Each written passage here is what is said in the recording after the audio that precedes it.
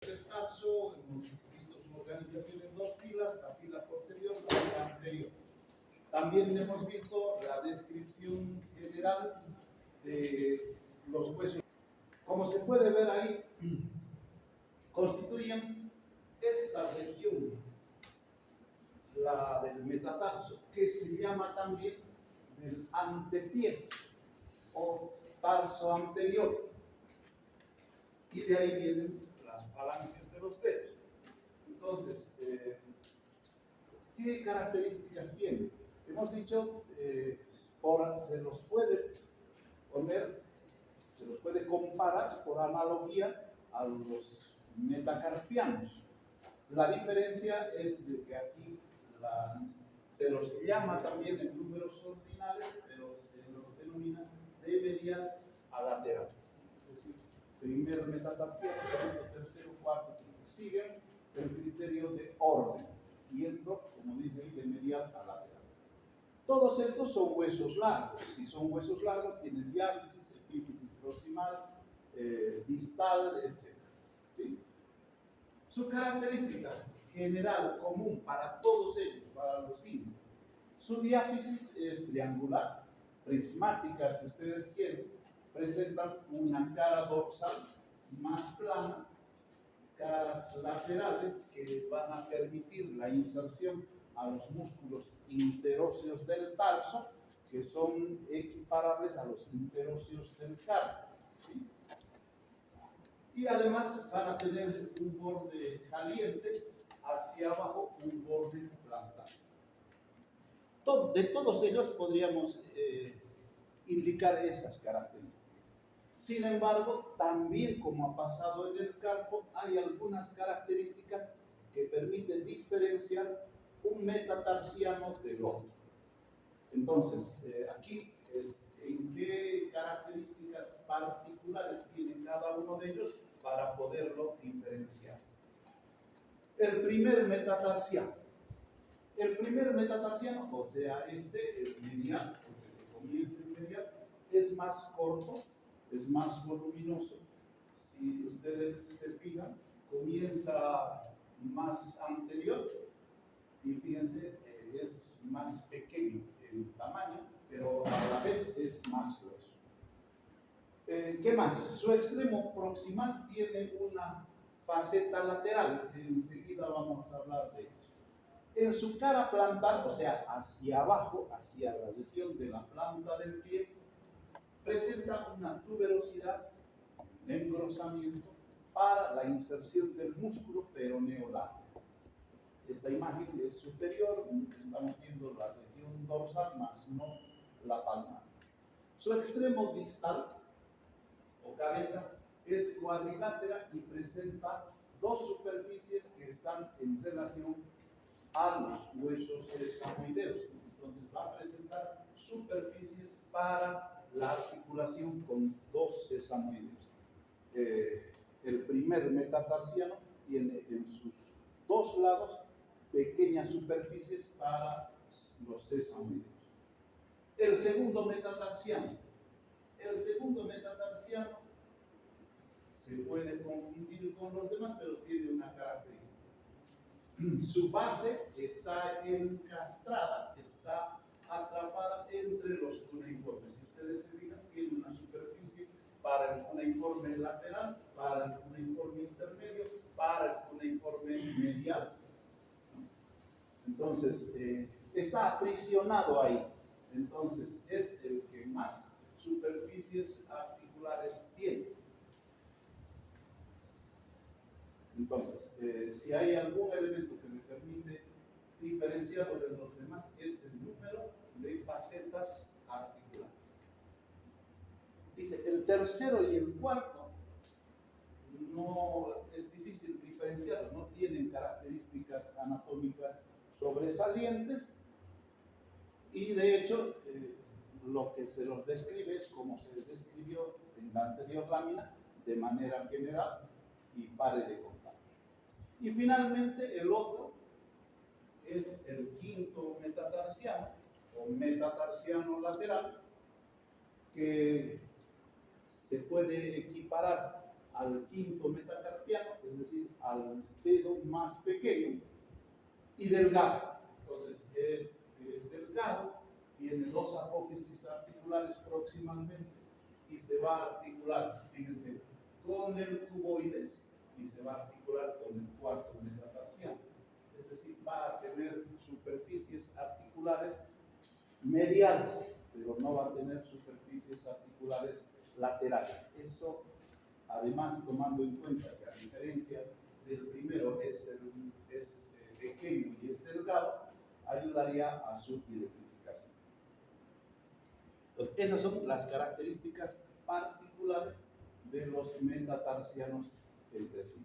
Ahí se puede observar la relación que tiene su parte proximal de los metatarsianos y la relación que mantienen con los huesos de la fila anterior del tarso, con las cuñas, con el cuboides. Ahí se ve esa interlínea articular. Y aquí en este otro esquema, que no podíamos verlo del otro lado, están las superficies articulares para los huesos sesamoideos del primer metatarsiano. Entonces, esas son las características de los metatarsianos. Ahí están las inserciones óseas y las superficies para los músculos interóseos plantares.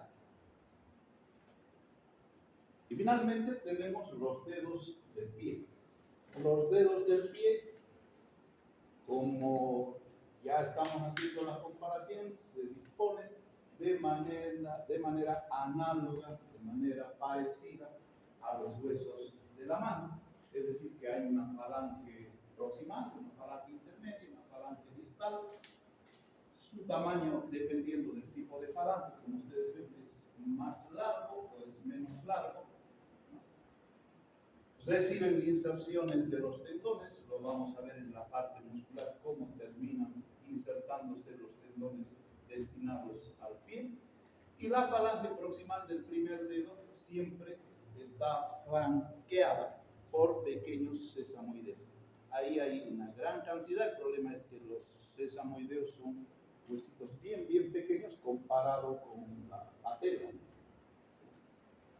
Y bueno, esta foto es un recordatorio de la importancia que deberíamos darle al pie. El pie, si tenemos que hablar sinceramente, es la parte que menos nos interesa a las personas. Fíjense esas condiciones en las uñas, en el tipo de forma que tiene cada una de las falanges de los dedos. De verdad que nos ayuda mucho a permanecer en bipedestación. Estamos continuamente caminando. Cuando nos falta, cuando se nos complica, recién valoramos un poco, pero en realidad no le tomamos en cuenta la importancia clínica, anatómica, funcional que tiene, porque además es un todoterreno, ¿no? Vamos a ver aproximadamente aquí la parte ósea, pero vamos a ver la importancia y el diseño que tiene el pie para poder tener una bipedestación permanente. Fíjense, no es solamente problemas estéticos. Si ustedes se fijan, hay una pérdida total de la arquitectura de las falanges, de los dedos.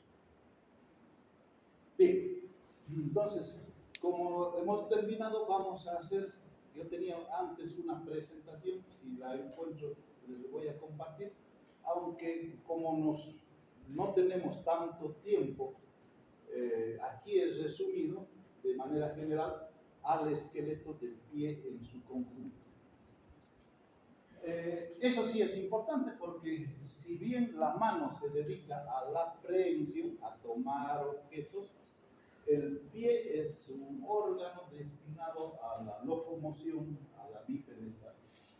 Por lo tanto, su organización anatómica, como ustedes lo ven, es diferente. Y lo que hay que tomar en cuenta es el estudio de los arcos. Nuestro pie, para comenzar, no es un pie plano. No es normal tener un pie plano, es una patología pie plano. Pero para entender eso tenemos que hablar que al pie se lo estudia. Hay muchas formas de estudiar lamentablemente al pie. Unos hablan de un arco posterior y un arco anterior. El arco posterior se refiere a cómo está diseñado la región, la fila posterior del tarso. Por lo tanto, corresponde al astrágalo y al calcáneo. El astrágalo y el calcáneo circunscriben una bóveda en la parte posterior del pie. A eso se llama arco posterior. El arco anterior comprende la cabeza del astrágalo, ¿sí? El calcáneo también, pero además se extiende hasta la cabeza de los metatarsianos. Aquí también hay que tomar en cuenta que si bien hay un arco en la parte posterior, también hay un arco en la parte anterior de la región del tarso. A eso se llama arco anterior. Entonces, para que no nos olvidemos, si hablamos de un arco posterior, ¿quiénes forman la parte posterior del tarso? ¿No? Astrágalo y calcáneo. Bueno, esos son los que forman un arco en la parte posterior del pie. Y cuando hablamos del arco anterior, hablamos de los huesos que conforman la fila anterior del tarso más las cabezas de los metatarsianos. Esos también forman un arco. Ambos arcos forman una concavidad inferior, por lo tanto, se dice que constituye la bóveda plantar. Si miramos desde la planta del pie, vamos a encontrar que no hay un pie plano, sino hay un arco, hay una bóveda ahí. Esa es la bóveda que nos permite caminar y soportar el peso. Bien. Bueno, ya hemos hablado del arco anterior, del arco posterior. Ahora lo compliquemos. También se habla de un arco medial y de un arco lateral. Cuando se habla del arco medial, se asume de que estamos indicando que son estos los huesos que conforman el arco medial. Y si estamos hablando del arco lateral, asumimos de que es esta la región que participa. Pero ahora ya no estamos estudiando a esa bóveda en sentido transversal, sino en sentido longitudinal. En sentido longitudinal también hay un arco, y ese arco es más notorio en el arco medial que en el lateral. Pero básicamente, en los dos, según esta descripción, hay dos arcos. Entonces, ¿qué preguntaríamos en el examen? Diga usted cómo está conformado el arco medial del pie. Y ahí habrá que poner. Está conformado por la cabeza del astrágalo, ¿no? El escafoides, la primera cuña, la segunda, la tercera, como ustedes ven, y los tres primeros metatarsianos. Esa es la descripción. Hay que tomar en cuenta la figura. Y para el arco lateral, lo mismo, ¿no es cierto? El tubérculo mayor del calcáneo ya no toma el escafoides, lo incluye al cuboides e incluye al cuarto y quinto metatarsiano.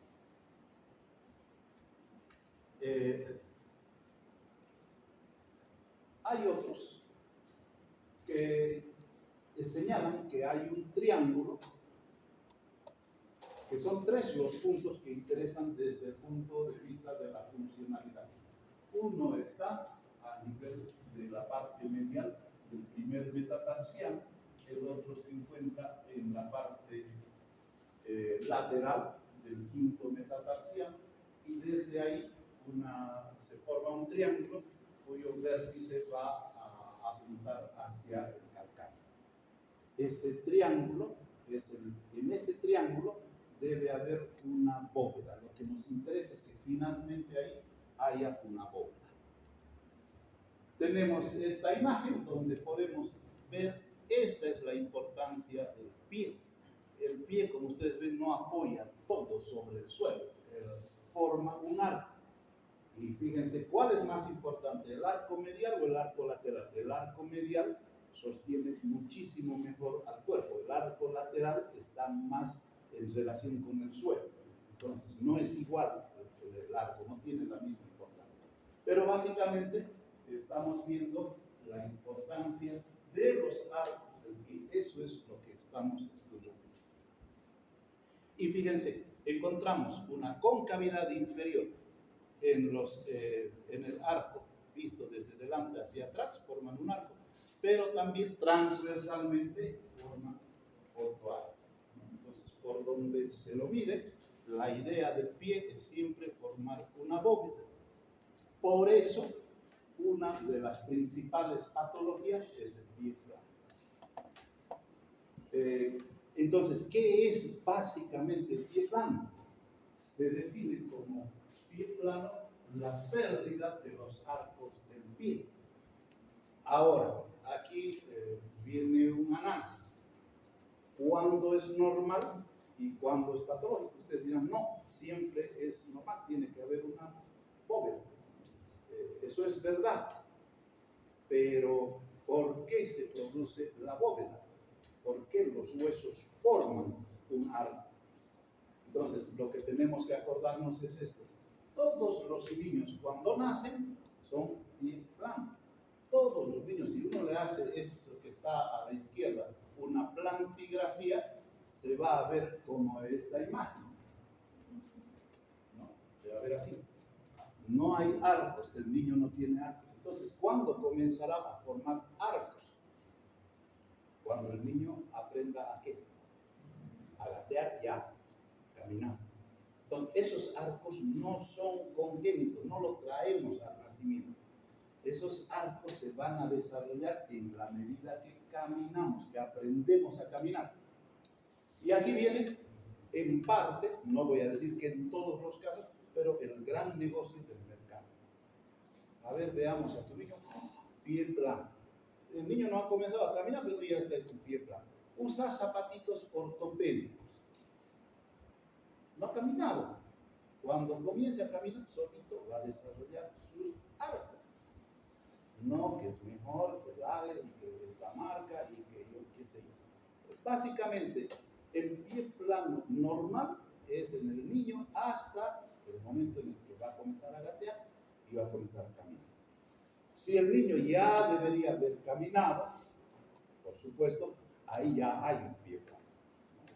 Entonces, ¿cómo se diagnostica? Fíjense que hasta el día de hoy, la plantigrafía es el método para poder diagnosticar el pie plano. Claro, cuando es exagerado, como el que están viendo en la figura de arriba, a simple vista se puede ver la pérdida del arco medial del pie. Ahora, es importante, ¿por qué? ¿Qué importancia tiene el arco del pie? Bueno, las personas que están ahí, fíjense, es una de las pocas causas para la exención del servicio militar. Los que tienen pie plano no pueden. Peor si van a pertenecer, entre comillas, a la infantería. ¿Qué es lo que hace la infantería? Caminar, caminar, caminar, caminar, caminar. Eso es lo que mejor hace un infante, ¿no? Por eso dice así. Entonces, pero además, si ustedes se acuerdan del equipo que tiene que llevar un soldado de infantería, ¿cuánto pesará? Tiene que llevar una carga, además. Tiene que llevar su fusil, tiene que llevar la mochila, tiene que llevar la frazada, la cantimplora y un kilo de cosas. ¿Cuánto puede caminar y acompañar a un ejército con pie plano? Es el primero que se va descansito, aquí no puede. No se puede. Entonces, el pie plano, si bien puede haber, como ustedes ven, tiene que haber un pie plano normal. Cuando se hace una plantigrafía, lo que se puede observar en una plantigrafía es de que puede asentar el pie, como se ve en las imágenes, claro, pero básicamente lo que no debe impresionar es el arco medial, ¿no? El arco medial está levantado, por lo tanto no deja huella en la plantigrafía. Entonces, ¿en qué nos fijamos? Si esta huella va aumentando, va apareciendo y se va dibujando más, lo que estamos viendo es un aplastamiento de los arcos del pie. Se van aproximando al suelo, van pintando más. ¿Cómo se hace la plantigrafía? se coloca esa tinta para sellos en el pie, se coloca abajo un cartón y al niño se lo coloca ahí, o a la persona adulta también, y se obtiene una imagen. Esa es la imagen que se observa. Entonces, el pie plano lo van a ver después, hay traumatología, ortopedia, hay grados para estudiar y formas de corregir. Lo importante ahora, estamos viendo huesos. Les decía, ¿cuál es el responsable de que se produzca el arco del pie? Si al final son huesos, los huesos solitos no se van a levantar. Entonces, como vamos a ver, son los músculos y son los ligamentos de las articulaciones los responsables de elevar el arco del pie. Ahora, el arco del pie, el pie plano se vuelve patológico y adquirido. ¿Cuándo? Cuando la persona tiene sobrepeso. Yo tengo un peso ideal, pero si yo voy a ir engordando, una de las posibilidades que tengo es que el arco del pie caiga, porque no está diseñado para soportar grandes pesos, ¿no? Entonces, esa es una de las causas, el pie plano adquirido. Bueno, con eso acabamos esta actividad, acabamos osteología y la próxima semana comenzamos ya con articulaciones, músculos